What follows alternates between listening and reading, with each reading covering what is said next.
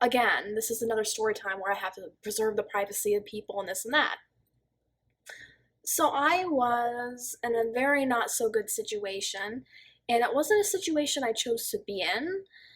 Before anybody assumes that this is some romantic partnership that I chose for myself, like, no, I would not have made this decision to be with this person ever. This was something that I'm really, really trying to think about how I want to say this and preserve my and also this person's privacy, but to put it to you this way, I had no choice but to be in this sort of relationship, if you can tell where I'm going. Anyways, I was also a child. So one day, everything just came to a head, right? It was a very dysfunctional relationship. Everything came to a head, courtesy of me. I was the catalyst, and I was done. I was fed up. I had had it, and my head was just spinning, right? And I was sitting in a policeman's office, and I said, I don't know what to do. And that was the first time I had ever admitted to somebody that I didn't know what to do. Okay, sorry. I had to pull myself together. And he said, I'll tell you what to do. Disengage. And I said, what do you mean by disengage? And he said, stop talking. And oh my God, I would just love to be a fly on the wall.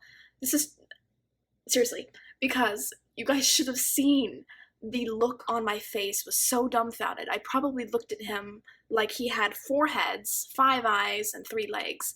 I just looked at him and I was like, I was completely in shock. Apparently, I didn't know that was an option. That when somebody's provoking you, when somebody's putting you in danger, you just don't respond to the fear that they are putting you in. Now, this is not physically attacking, by the way, only verbal, so it's different. But I was like, and prior to that, the night before that, I had looked up the term gray rocking. What led me to this?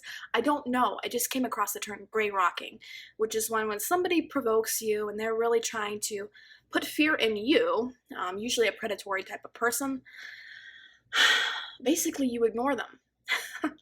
And anybody who has known me for the past 3 years knows that I am the queen of ignoring people. People, not people in general, but people who are scattered or they're angry or trying to provoke me or they're combative. I just don't do it, and I have not done it for so long that I have had such a peaceful life, and I've been so calm even in not that stressful situations don't happen.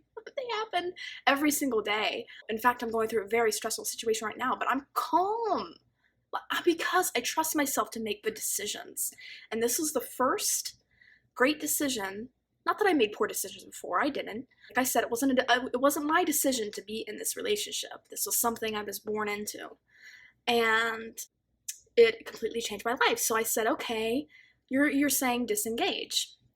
He said, yeah, because an argument is an agreement. And I was like, dumbfounded again. I was literally dumbfounded again. I did not know what to say to him.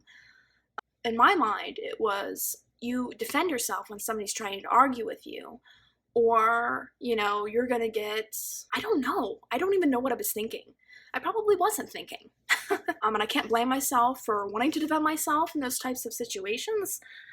And now,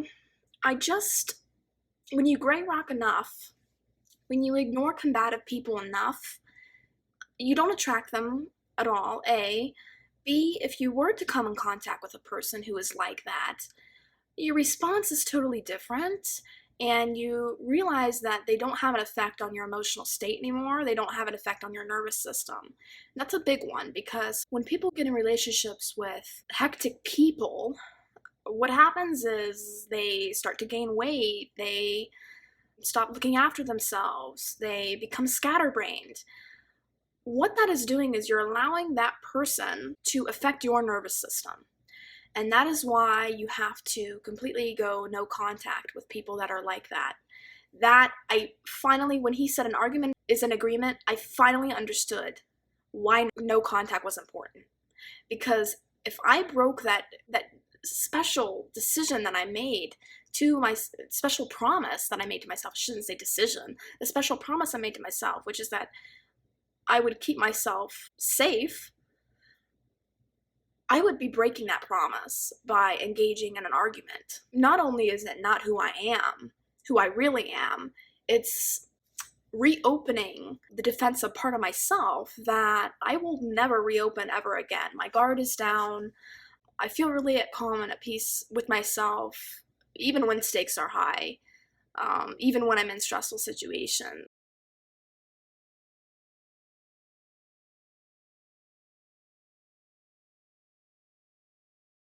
I cannot describe the amount of self-trust I have cultivated since I realized that you could just say no. I think what this does is it creates a sense of safety in the body that I had never experienced before, and I think this is crucial for many other people to develop this as well, particularly women. To an argument. I don't know why I keep getting emotional about it. It's not funny, but it is, because it's such a simple solution to such a big problem that I think.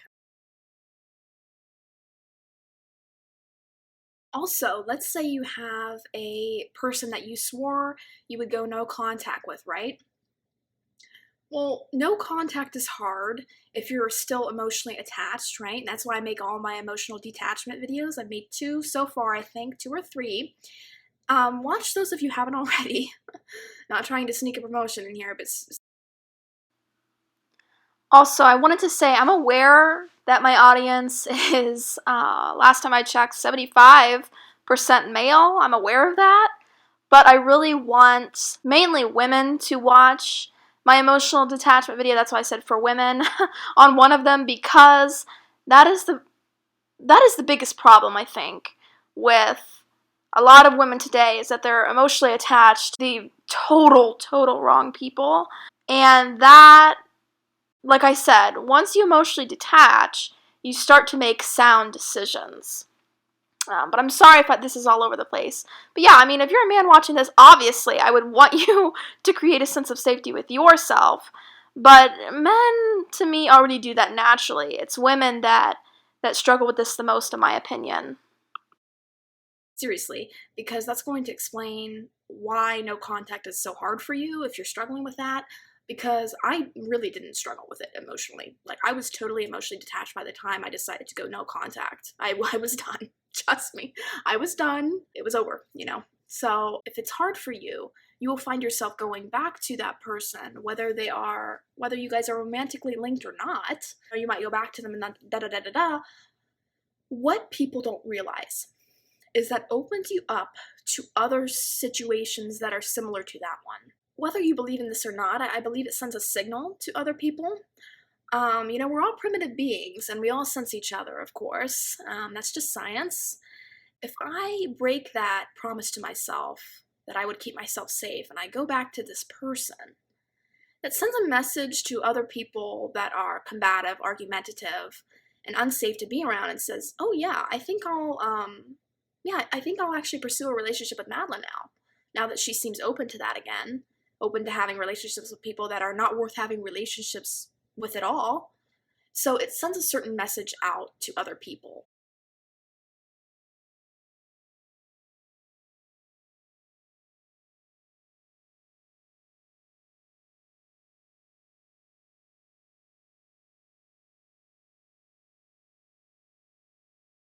And I've heard people ask me that. Well, do I just have a sign on my head that says I love narcissists?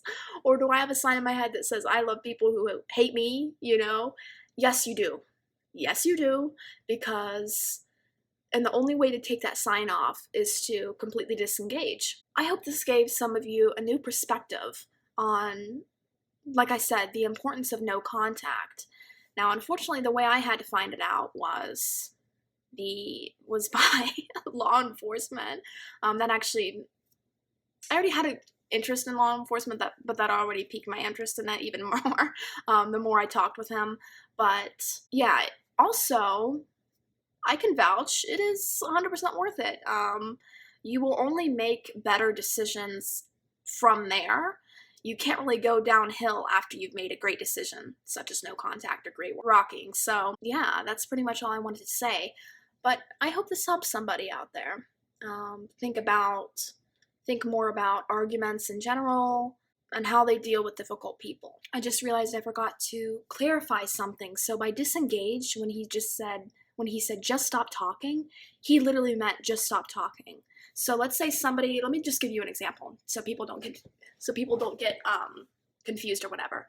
So somebody comes up to you, and usually it's somebody you know, unfortunately, and they're like, you do nothing around here, you're a piece of crap, and maybe they say something extremely vulgar and derogatory towards you. God forbid they would ever do that, but you know how people are, like, some people just run their mouth, and it's very not cool. I was gonna say it's demonic. Yeah, it's very demonic. Really, when it comes down to it, it's demonic to yell at somebody and call them out of their name. You're demonic. It's alright, you are. You literally are. I would never do that to somebody. Even on my worst days, like, no.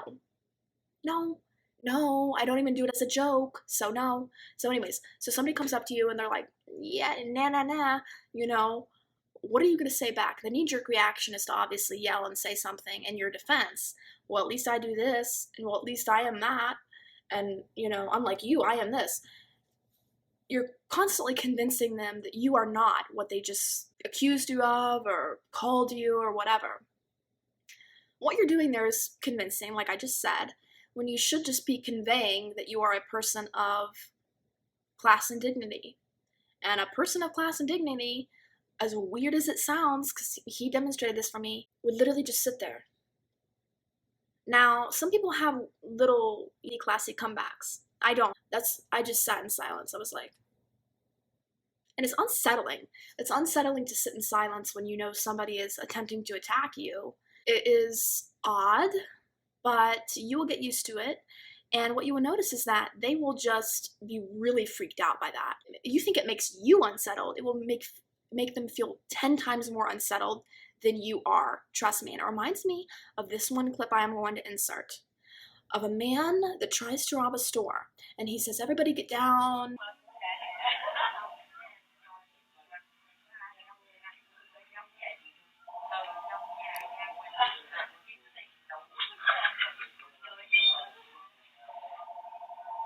Everybody get down! Give me all your money! It's got the money! Give me all your money! Get down! Hello? Where's the money? Give me the money! Where's the money? Everybody give me everything! Where's the money?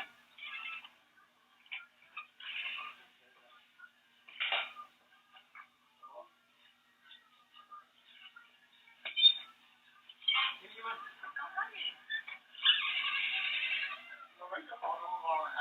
He says, everybody get down, give me your money or something. And he has a gun. Standard robbery tactic, right? You yell, you cause fear, you cause chaos, and they all looked at him like he was a little freak. Because he is, like, mentally deranged. So they looked at him like that, like he was mentally deranged, like he didn't know what he was talking about, like he had no power, because they don't. They don't. And he looked so embarrassed and sheepish and walked out of the store, or wherever they were at. That's exactly what's going to happen when somebody tries to argue with you and you just stare at them. Like I said, I don't have anything to say. The next time that happened, I remember it like it was yesterday. This person tried to yell at me again, and I said absolutely nothing. I think it weirded them out so much. I could see it was unsettling them in a way that I had never seen before. Just watch next time this happens. If you're still in this predicament, if you're a child watching this, that was the best advice I've ever gotten.